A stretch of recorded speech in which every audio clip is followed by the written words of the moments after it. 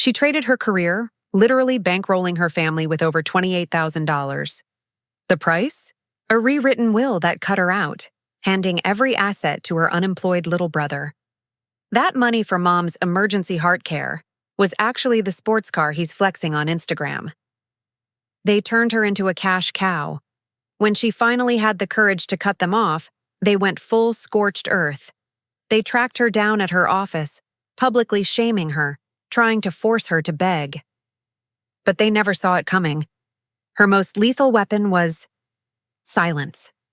How did that plan of silence cause their entire world to implode? Isabella's journey to becoming the boundary queen will teach you how to grab your freedom back with unexpected power. If you've ever had your kindness exploited by family and you need to reclaim your respect, hit subscribe right now. We're going to learn together how to set boundaries and find the ultimate power in letting go. Comment, "I choose me," to show you. Believe in the power of loving and protecting yourself. She had held this home together countless times. When Dad, William, took a year off for hernia surgery. When the stock market shredded half her parents' retirement fund. And last year, when the storm ripped off the lakeside roof, she wired $5,000 to the contractor before they even finished asking.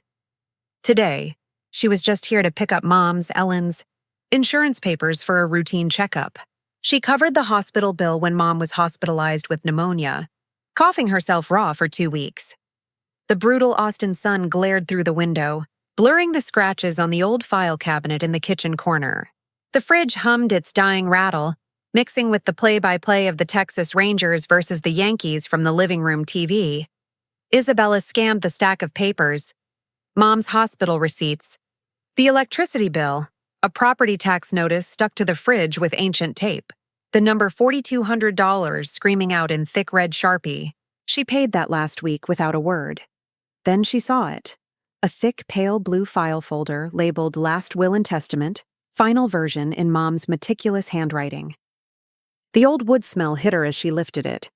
She hesitated, her finger tracing the edge of the paper. She knew she shouldn't open it. But this morning she just ordered Dad's blood pressure meds. She canceled a crucial work meeting to drive here. So she opened it. Inside, the will, notarized 3 months ago. The lake house, where she once painted the fence with Dad after a storm, while Tyler claimed a creative deadline. The meager savings. Dad's beloved vintage Ford Mustang. Tyler always eyed that car with pure hunger, like it was already his. All of it went to Tyler Reed, her 27-year-old unemployed brother, still living at home. Tyler, the restless soul who bounced from job to job, barista, delivery, retail assistant, and dropped out of college after 1 semester because it wasn't a fit. Isabella Reed's name appeared just once, in a cold, legal line. "We love both our children equally and trust them to care for one another. Love us equally. But leave everything to one, expecting the other to simply stay silent and keep paying. Not a word about the $4,200 property tax. Not a line about the times she bought medicine, paid bills, or crushed her personal plans for their sake. Zero thank yous. Just a polite way of saying, 'You don't need anything, and we owe you zero.'" Isabella clenched the countertop, her nails digging faintly into the wood. Her polished nail left a white mark on the old paint. Right then, her phone buzzed. A credit card notification. Declined on a $200 grocery charge because her account was just drained $800 for Mom's heart meds. The floor beneath her feet seemed to tilt. The fridge hummed on. The clock kept ticking. She flipped the papers and randomly noticed an old note from Mom. "Bella, you are my pride." But the lines in the will felt like a knife, erasing every single memory. She remembered painting the fence, her arm aching from the brush, while Tyler sat in the garden corner, AirPods in, taking selfies with the caption, "Creativity doesn't wait." She suddenly remembered a rainy afternoon last year, seeing her mom hurriedly stuffing a brown file into a drawer. Her mother's eyes flashed with panic when she realized Isabella was standing there. A much older, hazier memory surfaced. Tyler at 12, lying motionless in a hospital bed after a terrible bike accident. Since that fateful day, her parents' eyes, when they looked at Tyler, always held a vague fear, an overprotective embrace, as if terrified of losing their son again. Maybe the root of all this started with that fear. William walked in, his coffee cup slightly tilted, steam rising. "Done with the papers, Bella?" he asked, his voice even. She held up the file, her voice shaky but steady. "Dad, is everything really going to Tyler?" William froze, the coffee cup hovering midair. He avoided her eyes, his finger tapping the rim. A long, weary sigh, as if he knew she'd find it eventually. She placed the will on the counter, her eyes glued to the line, "To Tyler Reed, all assets." The light from the window dimmed, as if the room itself was weighed down. She had no idea that in just a few days, what she called sacrifice would be dismissed by her family as stupidity. But I haven't told you the worst part yet. The chilling way Tyler manipulated my parents to get it all. And the evidence I found next will leave you speechless. What do you do when your family denies your every sacrifice with a single massive lie? Isabella Reed stood in her parents' kitchen, throwing the will file onto the counter, her hands slightly shaking. The harsh Austin sun highlighted the words, "To Tyler Reed, all assets." William, her father, stood there, his coffee cup slightly tilted, steam curling. "It's not what you think, Bella," he said, his voice hesitant, as if the coffee cup could explain for him. But it was exactly what she thought. She didn't respond. Not yet. William avoided her eyes, his finger tapping the cup rim, the quick rhythmic sound blending with the baseball commentator from the living room TV.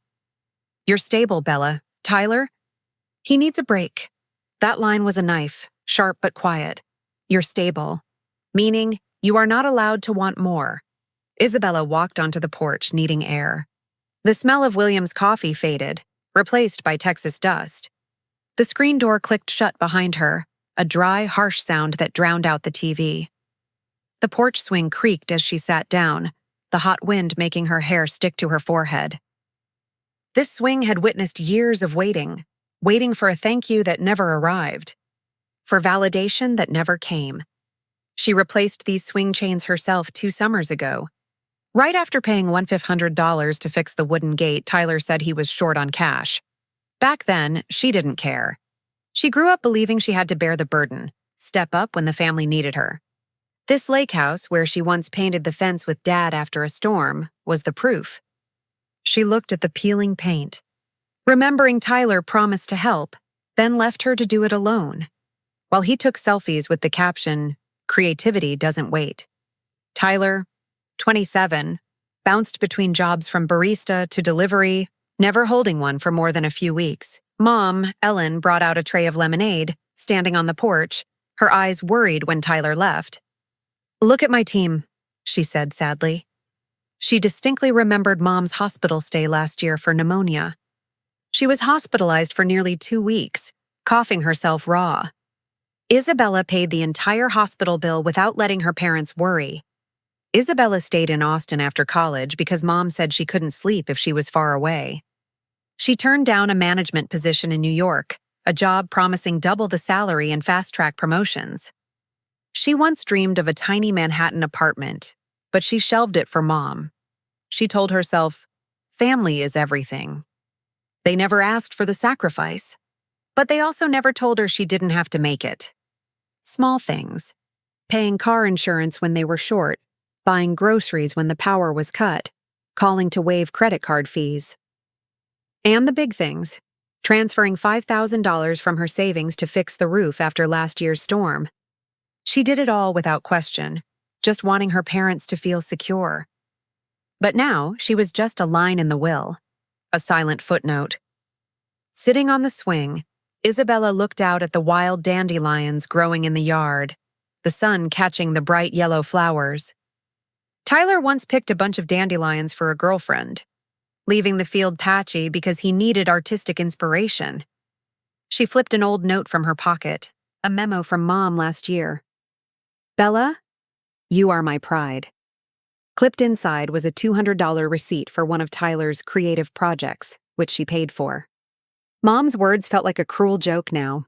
She wondered, did Tyler ever know the wooden gate fix cost $1,500? Did he ever think about what his sister gave up? Not just the money, but her peace, the dreams she put on hold. Or did they only see the person who always showed up? No questions asked, no thanks needed. She didn't go back inside. The swing creaked one last time and fell silent. In her pocket, her finger touched the old ring, the only gift her parents gave her for her 18th birthday. She used to think it was priceless. Now she understood it was just a consolation prize for the dutiful daughter. Through the screen door, the baseball commentator's voice still rang out, cheering a Texas Rangers score. A moment later, Ellen walked out. She wore the thin beige sweater Isabella gave her last Christmas, the one Tyler only replaced with a Spotify playlist. Ellen said she liked both.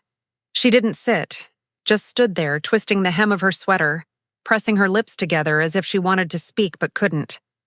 The TV light flickered across her face.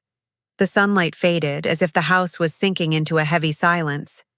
She just sat there, her hand gripping the wooden armrest, her nails scratching the peeling paint. She glanced up at Tyler's window, the one he promised to help her paint but never did. A crack had just appeared inside her heart. Could it ever be mended, or would it shatter into something irreparable? Have you ever realized your family was setting you up for someone else's benefit? Isabella Reed sat on the porch swing, hands gripping the wooden armrest, her fingernails leaving white marks on the old paint. The red sunset glared over the patch of dandelions in the yard. Ellen, her mother, walked toward her. "Bella!" she called, her voice heavy with fatigue and avoidance. Isabella didn't look up.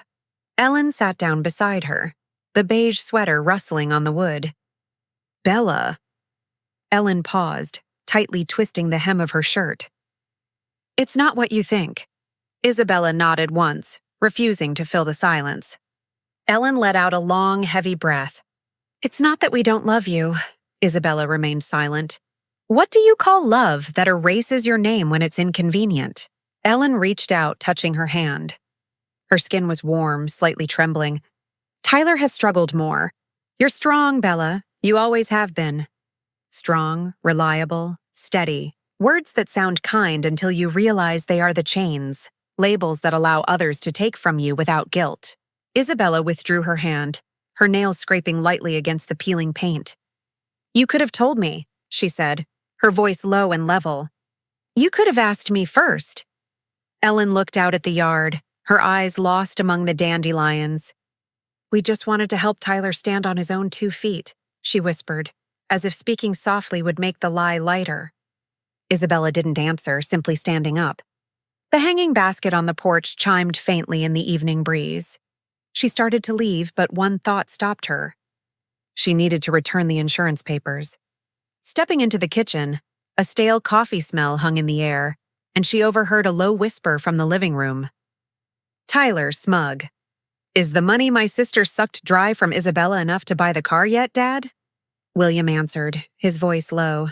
"It's enough, son." The words hit her like a lightning bolt. My survival instinct screamed. Automatically, my fingers found the phone in my pocket, hitting the record button. She stood frozen, recording the entire horrifying truth she was hearing. This wasn't doubt anymore. This was evidence. And then she remembered. She had once accidentally seen the first will, the one where the lake. House went to her before her parents rewrote it because Tyler threatened suicide if he wasn't named the beneficiary. Isabella stood rigid, clutching the stack of papers. For 3 years, that $800 a month she sent for Mom's heart medication, a total of $2,800, never saw a hospital. It was pooled to buy Tyler a new sports car, the one he was flexing on Instagram with the hashtag Our Dream Car. No heart condition. No hospital. Just a devastating lie from the people she loved most. And you know what stopped me from confronting them right there? Because I had a better plan. One that would force Tyler to prove his total uselessness with his own hands. She asked herself, was I ever truly seen, or just a shadow in their eyes? Isabella didn't confront them, didn't text, and didn't call. She just stopped. That week, she canceled the automatic payment for her parents' water bill. She deleted the monthly grocery order reminder. She stopped the Friday night takeout delivery service. No yelling, no announcement. Just a silent void where she used to be. She figured they'd notice immediately. But a week went by, nothing. 3 weeks of silence passed. Then one morning, a for sale sign appeared in their front yard. Tyler texted, "Happy now? Now the house is going too." At the same time, I saw his Instagram story bragging about a new watch, the exact cost of the $800 I'd just transferred for Mom's hospital bill the week before. His face was beaming under the bar lights, nowhere near a guy worried about his mom's heart. Tyler's first text arrived right after, "Hey, sis, Mom says the food hasn't been delivered." "What's up?" Isabella looked at the screen, her finger tracing the message, but she didn't reply. She sat there, the sunset fading, the smell of dry earth lingering. Another crack opened inside her, and this time she wasn't sure she wanted to mend it. "You think silence is powerlessness? Watch how I use that silence to make my entire family scramble with the consequences they never saw coming." Have you ever wondered what happens when the person who holds everything together suddenly lets go? Isabella Reed sat in her small East Austin apartment, the LED lights from the kitchen reflecting coldly off her phone screen. A text from Dad William popped up. "Bella, the water bill is higher than usual this month. Can you check the account for me?" She scrolled past the message, her finger pausing on the screen, but she didn't type anything. Another text from Mom, Ellen.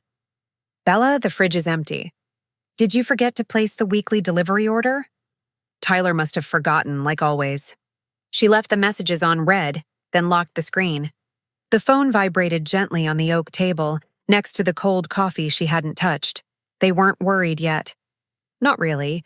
They probably thought she was drowning in spreadsheets or just exhausted after a long day at the office. They believed she would come back, just like she always paid the electric bill, ordered the blood pressure meds, or transferred the $4,200 for property tax without them having to ask. But this time she wasn't coming back. 2 weeks passed. Her parents' kitchen slowly descended into chaos. Bills piled up on the counter, the paper edges curled from the humid Texas heat. The fridge was empty, containing only a bottle of water and an expired jar of jam.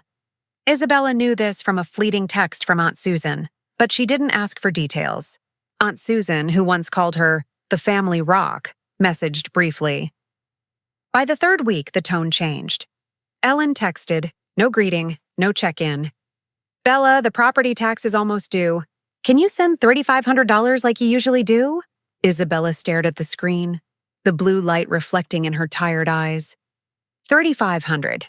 The exact amount needed to cover the tax debt and the late penalty. She typed, "If everything is Tyler's, let Tyler handle it." Her finger hit send and she put the phone down, not waiting for a reply. 5 minutes later, the phone rang. Ellen was calling. It rang relentlessly, then fell silent in the quiet apartment. Another text. "Bella, don't do this. I need to talk to you." But there was nothing left to say. They chose Tyler. The lake house, the vintage Ford Mustang, everything. Isabella was simply holding them accountable for that choice. That evening, Tyler texted, "Sis, don't make a scene. Just help Mom and Dad like you always do. Like she always did. Like turning on the lights when it got dark, brewing the coffee every morning, keeping everything running without anyone noticing." She replied, "You're the one they chose. Tyler, then be the chosen one." He didn't respond.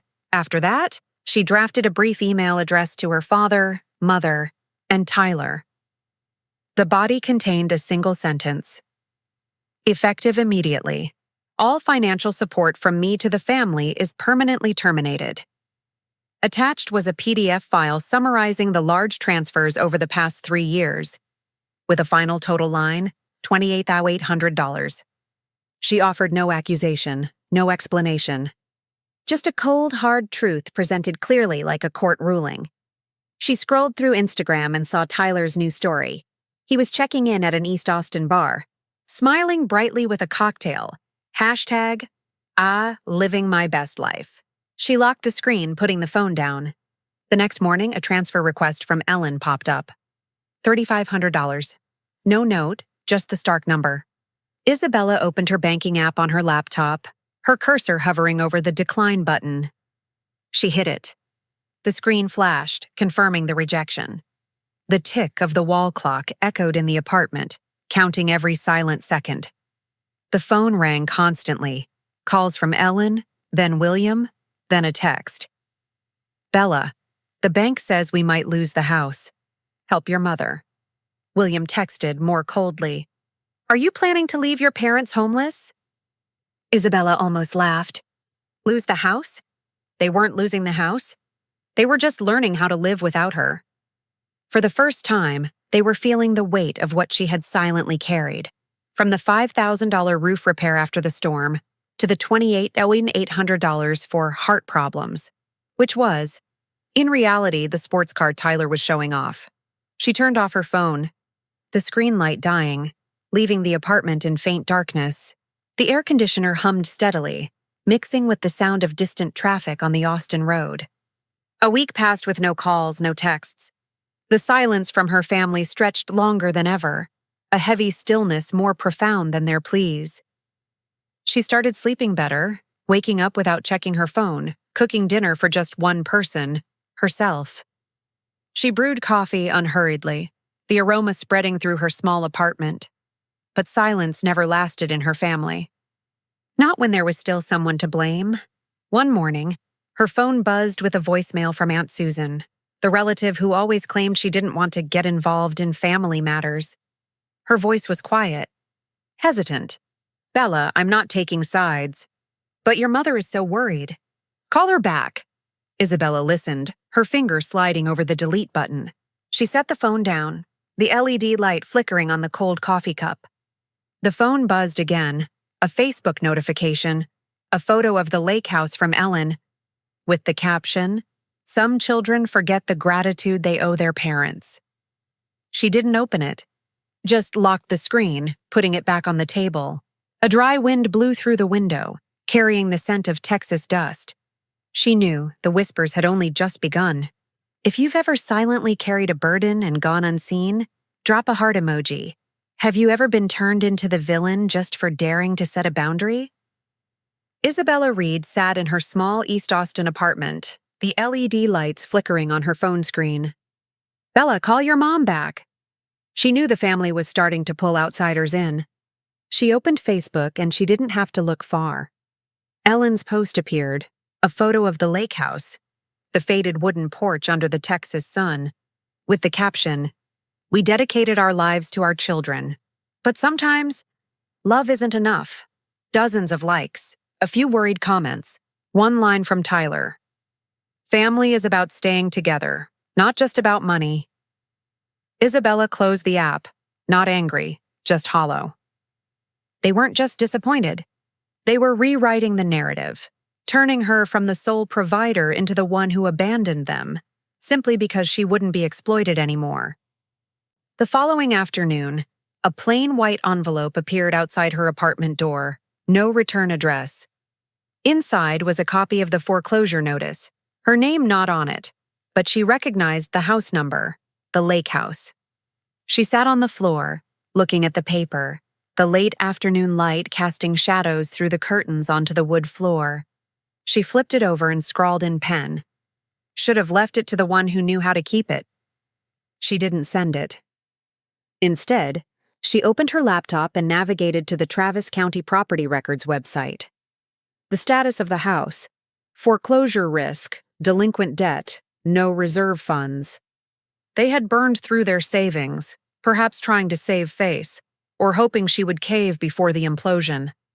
Tyler had blown it all, the money her parents intended for his future, for the stability he never cared to create. She scrolled through Instagram and saw Tyler's new story, flashing a brand new pair of sneakers in an East Austin bar, a sparkling cocktail, #living my best life. Where was the money coming from? Definitely not his 2-week barista gig.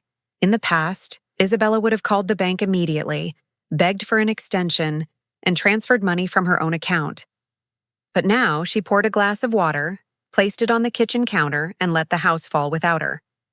Sometimes you don't need to light a fire. You just need to stop bringing the water. The drama started small. Another post from Ellen, with a dandelions emoji. A photo of her and William standing awkwardly on the porch, forcing smiles under the harsh sun. We raised our children with love. But sometimes love isn't enough. No names, no direct accusations, but Isabella knew. Anyone who knew her family knew. Mary C., a distant relative, commented, "You two are wonderful parents. You deserve better treatment." Aunt Susan, the one who called her the Rock, commented, "So disappointing, Bella." Mary C. messaged privately, "Why are you abandoning your parents?" A day later, William posted a longer, less subtle message. "We gave our children everything: time, money, love. We thought we taught them right, but in the end, you can't force someone to stay." He tagged Isabella directly. No call, no private text. Just a public post for the world to see. She didn't reply. The post grew. Dozens of likes, friends, relatives, even people she hadn't seen since high school. One person wrote, "This generation doesn't understand sacrifice." Then came Tyler. Of course, Tyler. He shared William's post, adding his own caption. "Some people only care about what they can get. I'm willing to do anything to protect my parents. Not everyone sees family that way." She read it twice, then 3 times. The man who couldn't pay his rent, blew through his parents' savings and let the lake house collapse was now painting himself as the hero. She scrolled back to Instagram and saw Tyler's other story. A flashy watch on his wrist, checking in at an upscale restaurant, #DourFamilyFirst. She put her phone down, the LED light fading on the screen. The ceiling fan whirred, mixing with the distant traffic on the Austin Road. A dry gust of wind blew through the window, carrying the scent of red earth and dry grass. The next morning, at the office, Lisa, a close colleague, approached her, her voice hesitant. "Bella, I saw your parents' post. Everything okay?" Isabella nodded, but the curious glances of several colleagues in the corner of the room made her feel exposed. They didn't know the $28,800 she sent for Mom's heart condition was actually the sports car Tyler was bragging about. They didn't know she paid $5,000 for the roof repair or $4,200 for property tax. They only saw the post and her, the villain. She locked the screen, devoid of comment or emotion. They weren't just rewriting the story. They were erasing her from it to cover up what they had done. But she knew these whispers behind her back were only the start of a much bigger storm. They wanted me to bow down and come back to save them. But what they didn't know, I was ready to let them lose everything. And I would ensure they faced the consequences of this deceit, right where they thought I was strongest. If you've ever been pushed to the edge, not because you changed, but because you refused to endure any longer, leave something for yourself. Have you ever felt the whole world turn against you? Even the people who once called you the Rock? Isabella Reed sat in her small East Austin apartment, the LED lights flickering on her laptop screen. William's Facebook post was still displayed, tagging her name. "You can't force someone to stay." The comments beneath felt like cuts from a knife.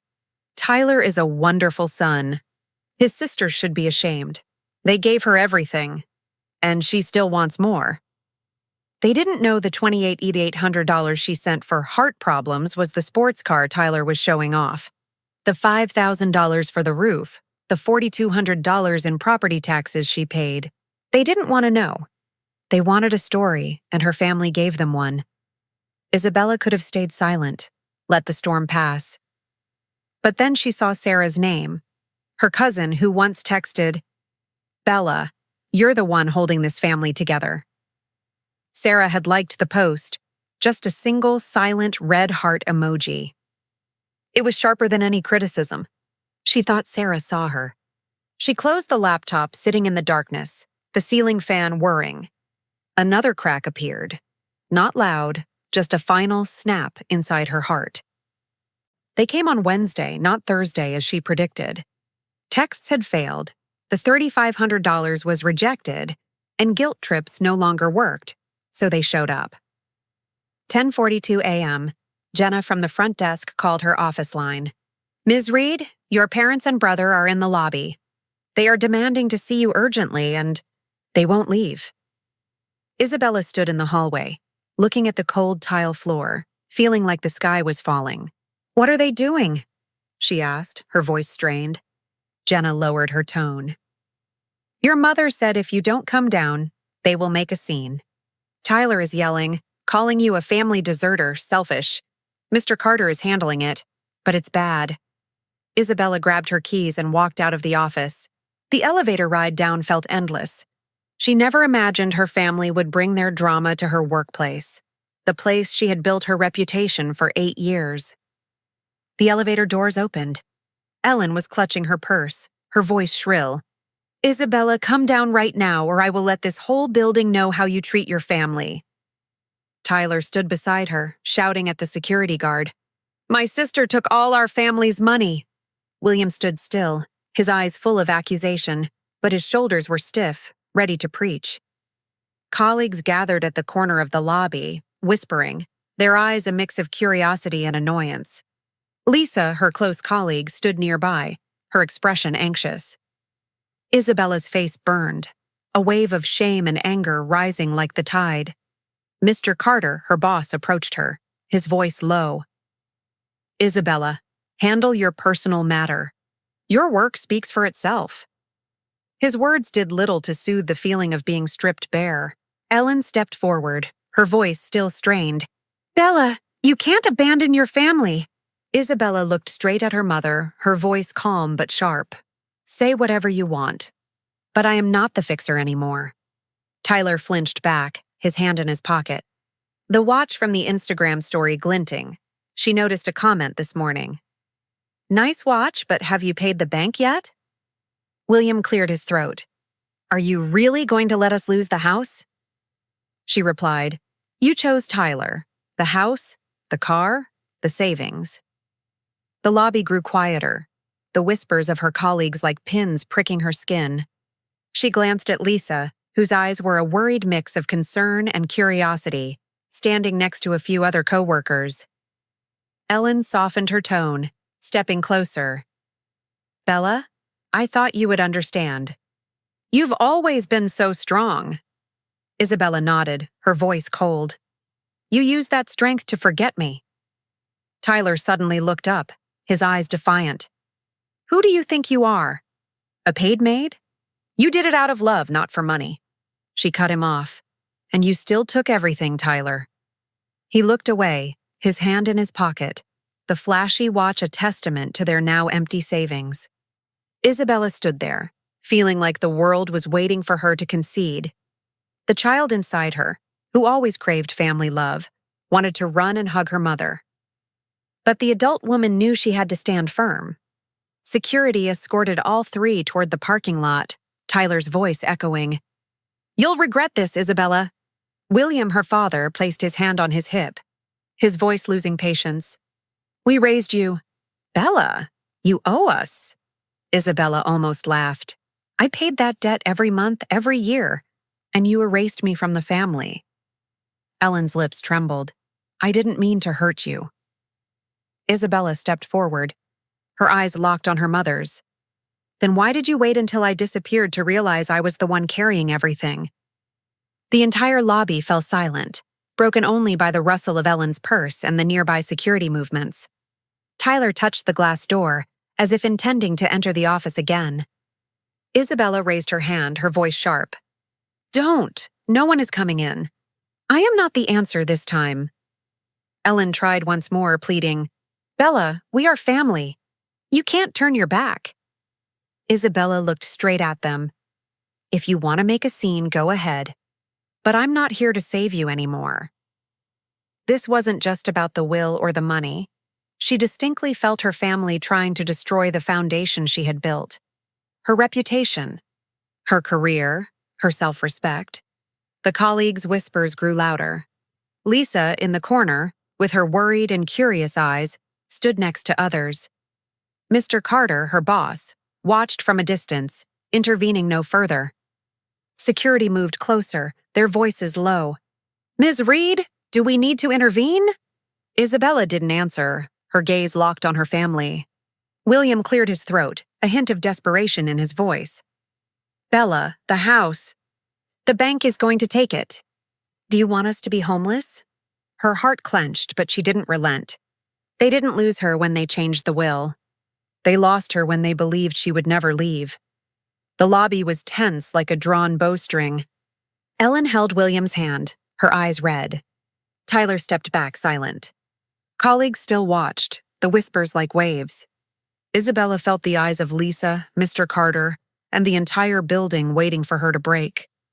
She stood tall, her voice steady. I have done enough. Isabella turned to security. Please escort them out. She turned her back, walking toward the elevator, leaving her family in the lobby. The elevator doors closed, the ding sound echoing, but the drama hadn't stopped. The phone in her pocket buzzed once, then again. In her pocket, the phone still held the short recording from the kitchen, undeniable proof. She could have sent it to anyone, ensured their complete downfall. But she deleted it. She realized true justice wasn't about destroying them, but about rebuilding herself. If you've ever had to confront your own family, right where you fought to build every single brick, leave a sign that you are still standing. Have you ever had to cut off your family to find yourself again? Isabella Reed stood in her small East Austin apartment, her phone lighting up with a message from Ellen. Bella, do you want your mother to die from lack of medicine? William was colder. We raised you, Bella. Is this how you repay us? Tyler, as usual, was dismissive. Don't overreact, sis. Just help us like before. Each line was a page in a book she had already closed. Isabella read them, her fingers sliding across the screen, but she didn't reply. She changed her phone number, moved to a new apartment, and requested a transfer to the Dallas branch. She severed all contact, not out of anger, but out of the realization that she could no longer carry the burden for people who didn't see her value. The only suitcase she carried with her, not family photos, not mementos. Only the stack of bills she had paid, a silent testimony to the years of unseen sacrifice. Without Isabella's support, the family fell into deadlock.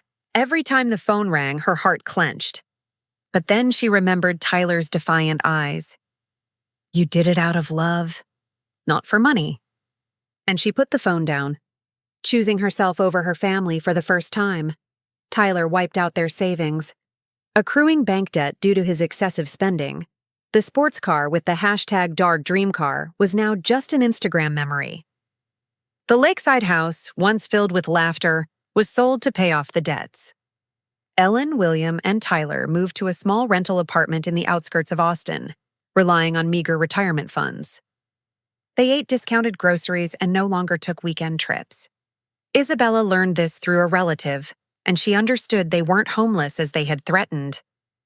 They were just learning to live without her. In Dallas, Isabella started over.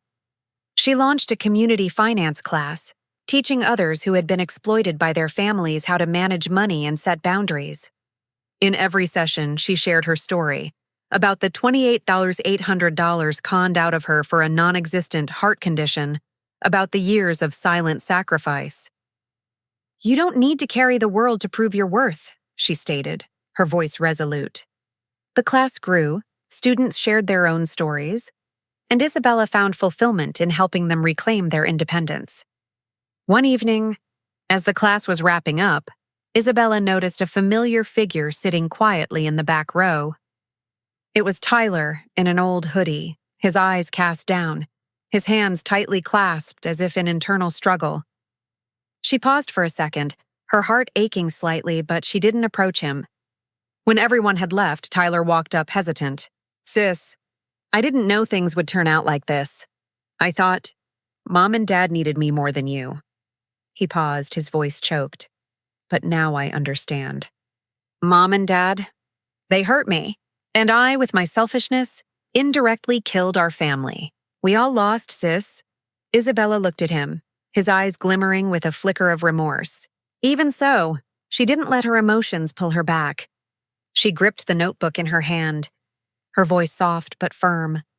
Tyler, you can start over, but not by leaning on me. He nodded, turned away, his shoulders slightly slumped. For the first time, Isabella saw the reflection of her 12-year-old brother, not the deceiver, but a child lost in his parents' indulgence. But she knew she couldn't save someone who didn't want to be saved. And then I understood. The greatest punishment wasn't revenge, but letting them realize the value of what they had lost. And that moment truly changed everything. Isabella never returned to the lakeside house. She didn't check for messages or social media posts from her family. A lawyer once advised her to challenge the will, but she refused. What was the point of reclaiming a house from people who had lost their affection? Court validation couldn't mend a broken heart. Instead, she learned to forgive, not to go back, but to release the burden in her own heart. She forgave Ellen and William because they were blinded by guilt from Tyler's bike accident at age 12, making them constantly want to compensate. She forgave Tyler because he had never learned to stand on his own. And most importantly, she forgave herself for having once believed that sacrifice was the only way to be loved. If you've ever let go to find yourself again, leave an emoji. Now, Isabella walked the streets of Dallas under the Texas sunset, no longer the burden carrier, but the master of her own destiny. The lakeside house might have changed hands, but Isabella's heart, where she learned to love without sacrificing herself, no one could take. The swing chair was now silent, and for the first time in 10 years, so was Isabella. Sometimes letting go isn't giving up. It's starting over. In her new apartment, she bought a small swing chair for the balcony. This time, she hung it up herself, without waiting for anyone to join her, and the chain no longer creaked. The new swing chair silently swayed in the Dallas sun, no longer a promise, but a declaration of freedom. And Isabella understood that sometimes loving yourself isn't selfish. It's the most essential thing for survival. Isabella chose not to sue, knowing their self-inflicted downfall was the most powerful form of justice. True justice wasn't about destroying the deceivers, but about her decision to release the burden in her heart, declaring, "My value cannot be traded. If you've ever been exploited and are finding yourself again, subscribe now." This channel is where we expose injustices together, spread the power of setting boundaries, and reclaim the respect we deserve. The next story will take you into another family drama, where you will witness an ultimate injustice, but simultaneously find inspiration to demand justice for yourself. So, in your opinion, is Isabella's silence a hidden strength? Or was it an overly cruel act to let them lose everything? Comment strength or cruel below to share your perspective.